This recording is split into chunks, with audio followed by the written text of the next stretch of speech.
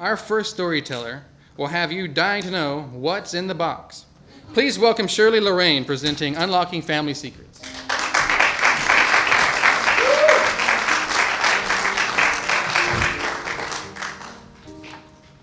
Everyone has secrets.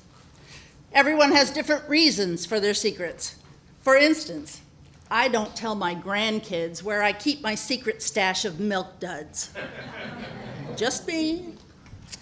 It turns out my family harbors a number of secrets as well. I come from a very long line of creative people. Early on, I heard stories about my grandfather Obed. Apparently, he was, let's say, a free spirit. This is in the mid-1930s and 1940s. He liked to live off the land. And by that, I mean he was a true naturalist. He often lived in the forest for weeks at a time, wearing only a loincloth and eating berries and roots. And probably smoking something natural.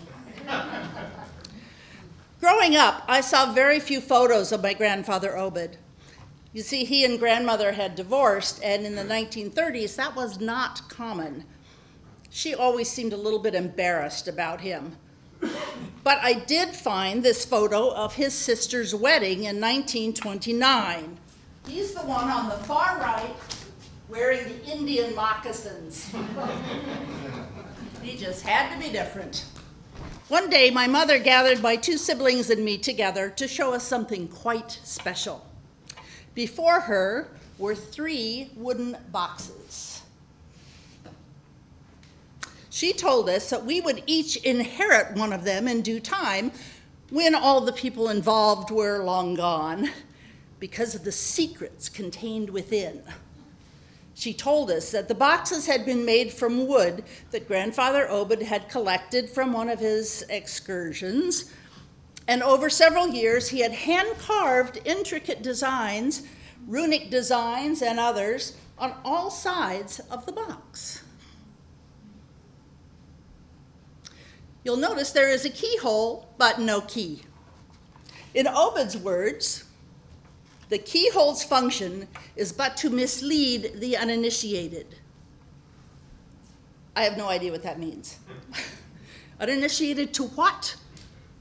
Well, anyway, he devised an intricate method to open the boxes, and each one of them had a different method, of course. But the problem was, the instructions had been lost. Each of Obed's 3 children had been given a box that they were then unable to open. Quite a legacy, isn't it? In time, 2 of my siblings gave up, and my mother ended up with all 3 of the boxes, which she then passed along in due time to her 3 children. Lucky us. So for years, we marveled at the carving, the detail. We poked and prodded. We got nowhere. Finally, we gave up. So fast forward, years go by. Now all of the 3 of us are over 50.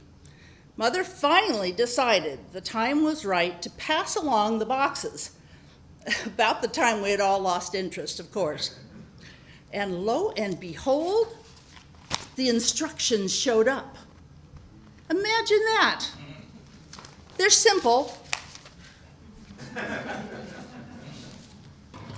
We 3 got together then to unlock these mysterious boxes and to revel in what we hoped would be salacious contents.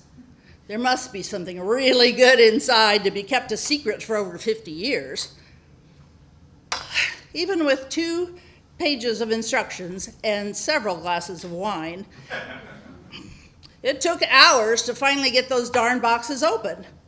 You see, there was a precise series of press here, wiggle here, press here, turn north, turn west.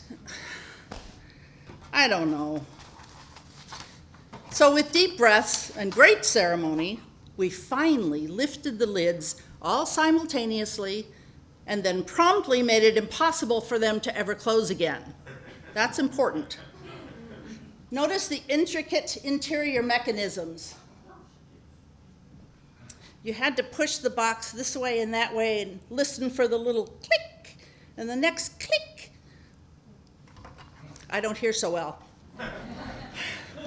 The next few hours, we unfolded papers, we looked at photos of people we didn't know, and wondered, when are we getting to the good stuff? We all had similar contents. My box held unidentified photos and many, many notes written in very small, precise handwriting, in pencil. The newest dated 1959. Some of these writings were thematic. I had in my hands no less than a dozen poems decrying the eating of meat. Here's a little sample of Obed's form of grace. Bless this table richly spread, they clobbered Bossy on the head. From her corpse they cut this meat, happy we who thus can eat. He wasn't even a vegetarian. He hunted for rabbits and fowl in the forest, for goodness sake. Oh, well. Now, also in these papers were carefully detailed and copious notes outlining his ideas for a new language, a completely new language. He wrote complicated music that could not be played by human hands. He translated the story of creation from the Bible into hieroglyphics.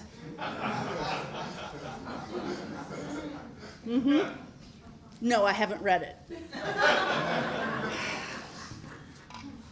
We dug and we searched and we found nothing at all to implicate anyone of wrongdoing, heinous acts, love letters, sexual proclivities, nothing. Just photos and writing. So why in the world did we have to wait 50 years spending our mental energy wondering what family secrets were contained within these boxes? Well, the boxes are works of art in themselves, as you can see, but the contents, well, we hoped for more. So I didn't learn anything earth-shattering about my heritage after all. The reveal was quite anticlimactic. Apparently, though, Obed and I had quite a great deal in common. For instance, he loved to entertain. So do I. He performed magic, and so have I. Thank you. He played the violin. I took violin lessons. He was an educator, a poet, a writer, all the things that I am as well. And he was a fervent conservationist as well as a conversationalist, long before it was cool to recycle. Most of his works are written on the back of other things. He recycled everything. So apparently he was just a little nuts. And so am I. I would have loved to have known him. I would love to know who the people were in the photos that were included in the box and why they were included. I would have loved to have made the decision myself on whether the information contained within was worthy of being kept secret. I still wonder, what was Mother afraid we would find? Well, we haven't found it yet, and the questions run deeper. Recently, I learned that, in fact, there were not 3 boxes made. There were 8. The mystery now is, who were they made for, and where are they? So the mystery is even more complex. And what do we 3 do with these boxes now?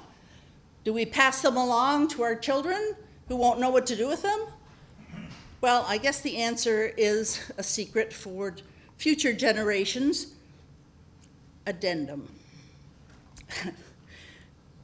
Full disclosure. In the process of preparing this little presentation, while taking the photos, I carefully removed the safety from the lock, a 2-inch piece of packing tape. And guess what? The box locked itself again. So now the question is, do I start over? Do I hand it off to someone else and see if they can figure it out? The mystery continues.